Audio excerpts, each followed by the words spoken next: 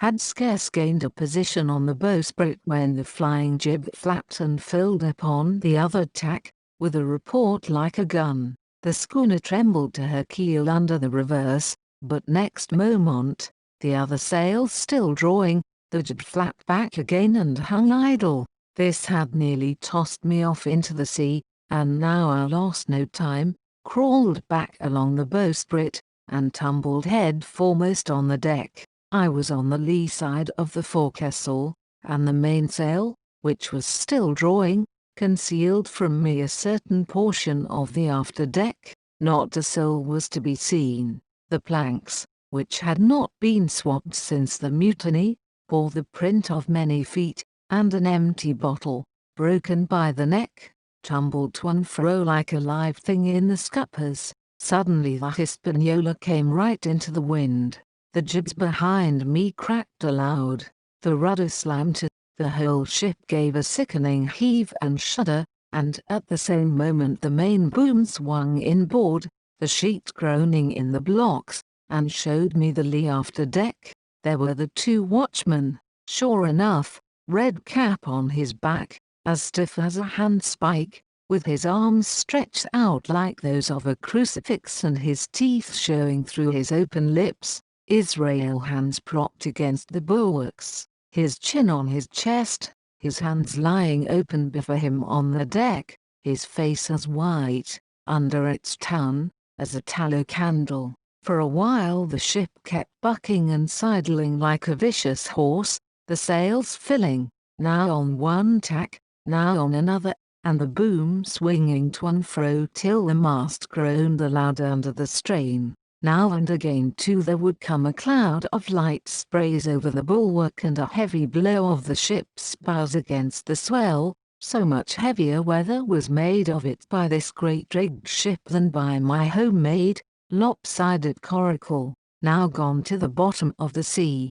At every jump of the schooner, Red Cap slipped to and fro, but, what was ghastly to behold, neither his attitude nor his fixed teeth-disclosing grin was anyway disturbed by this rough usage. At every jump too, Hans appeared still more to sink into himself and settle down upon the deck, his feet sliding ever the farther out, and the whole body canting towards the stern, so that his face became, little by little, hid from me, and at last I could see nothing beyond his ear and the frayed ringlet of one whisker. At the same time, I observed, around both of them, splashes of dark blood upon the planks and began to feel sure that they had killed each other in their drunken wrath. While I was thus looking and wondering, in a calm moment, when the ship was still, Israel Hands turned partly round and with a low moan writhed himself back to the position in which I had seen him first. The moan, which told of pain and deadly weakness, and the way in which his jaw hung open went right to my heart. But when I remembered the talk I had overheard from the apple barrel, all pity left me. I walked aft until I reached the mainmast. "Come aboard, Mr. Hans," I said ironically. He rolled his eyes round heavily, but he was too far gone to express surprise.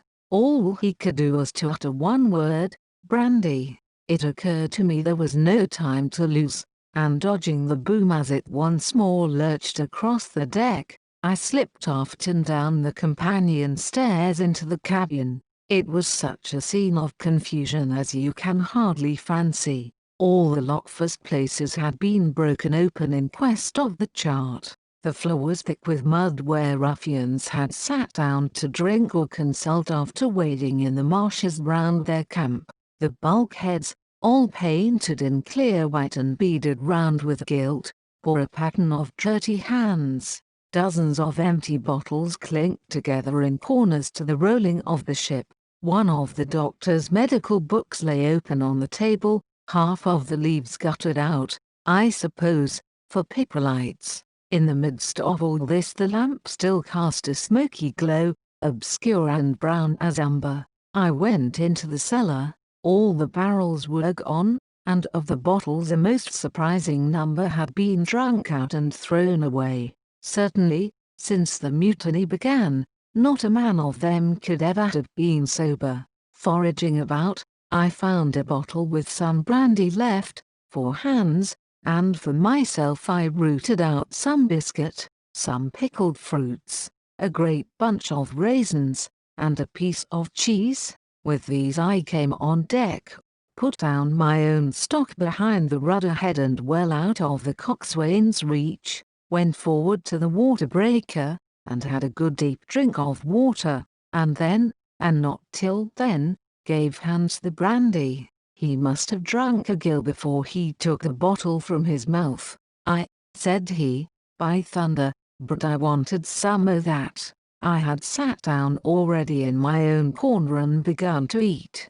Much hurt I asked him. He grunted, or rather, I might say, he barked. If that doctor was aboard, he said, I'd be right enough in a couple of turns, but I don't have no manner of luck, you see, and that's what's the matter with me. As for that swab, he's good and dead, he is, he added, indicating the man with the red cap. He warned no seaman anyhow. And where might you have come from? Well, said I, I've come aboard to take possession of this ship, Mr. Hans, and you'll please regard me as your captain until further notice. He looked at me sourly enough but said nothing. Some of the colour had come back into his cheeks, though he still looked very sick and still continued to slip out and settle down as the ship banged about.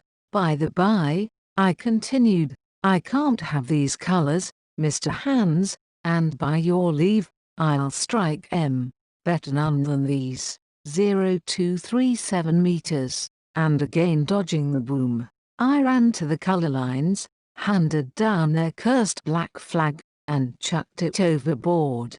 God save the King, said I, waving my cap, and there's an end to Captain Silver. He watched me keenly and slyly, his chin all the while on his breast.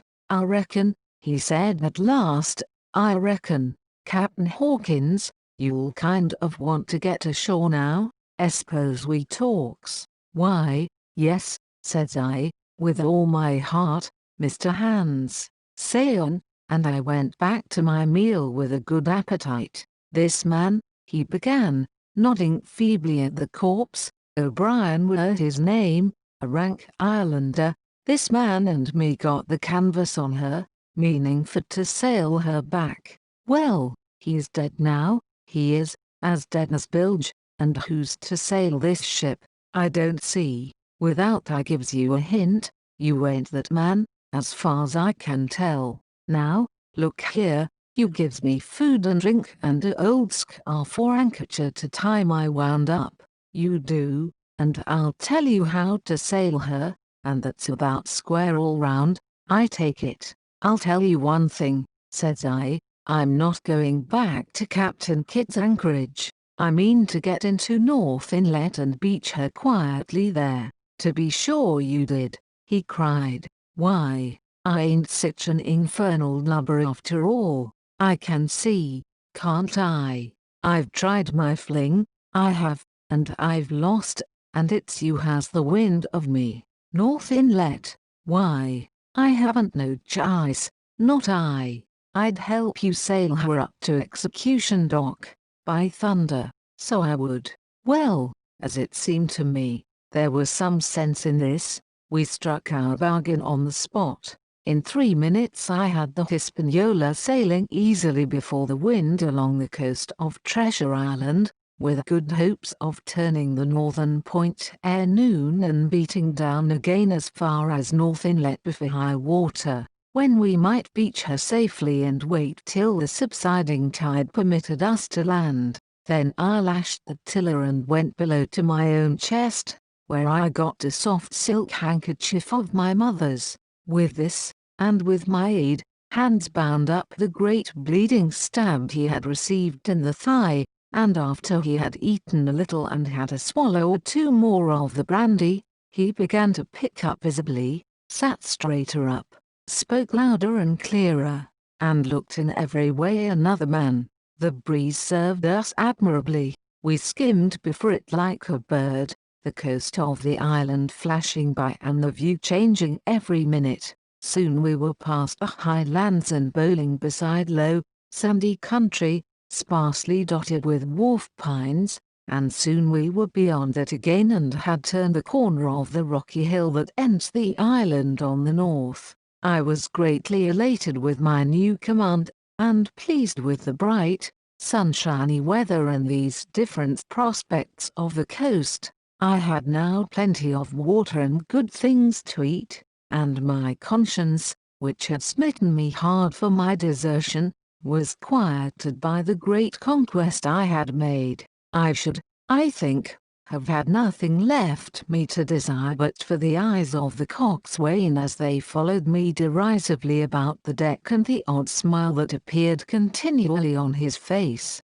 It was a smile that had in it something both of pain and weakness, a haggard old man's smile, but there was, besides that, a grain of derision, a shadow of treachery, in his expression as he craftily watched, and watched, and watched me at my work.